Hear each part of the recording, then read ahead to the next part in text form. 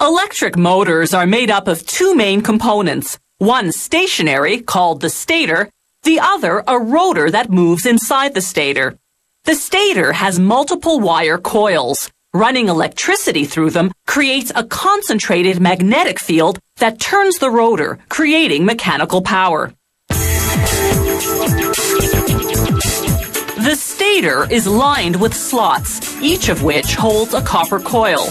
The more powerful the motor, the bigger the stator and the larger the slots. The first step is to line the slots with insulation. This insulation will keep the voltage confined to the coils.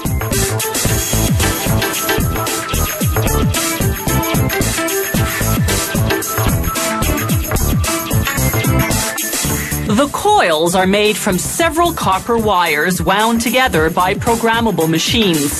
The bigger the motor, the more wires per coil.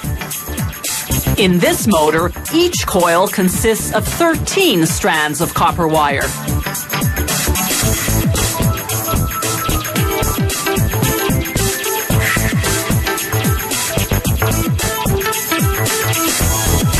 Now workers tie the coils. This prevents the wires from unraveling while being inserted into the stator slots.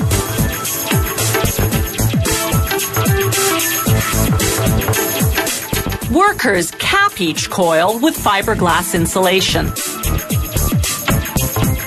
Then they insulate the portion of the coil left outside the slots with fiberglass sheets.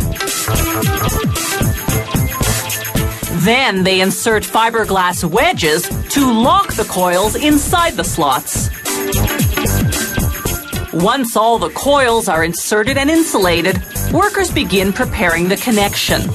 They slip an acrylic insulation sleeve over both ends of each coil. 13 coils, 26 ends. Then they group these insulated wires into large power cables. The number of wires per cable varies according to the speed and voltage of the motor.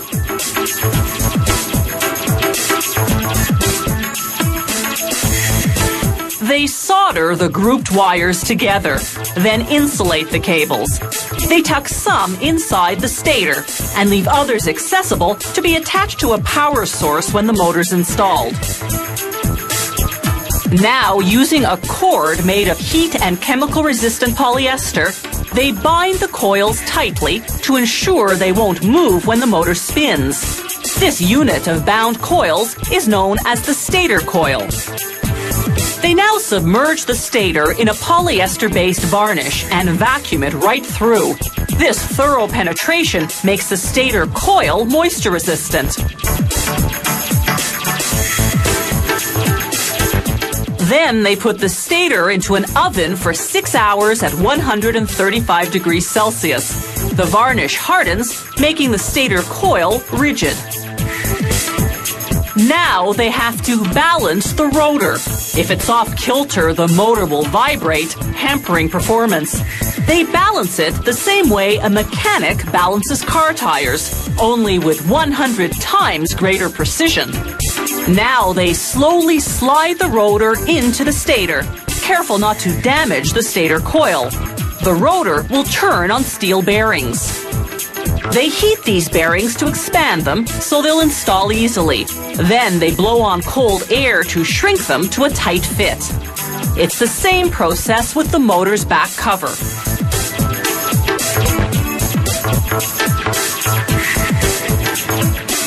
Now they heat the fan and install it over the back cover. The fan's job is to cool the running motor so that it doesn't overheat and break down. They cover the fan with a safety guard. Then install a cover on the front of the motor as well. They run the finished motor through various tests to assess, among other things, insulation strength and performance. These industrial motors are designed for use in factories, for running machinery such as conveyor belts, pumps, fans, and compressors.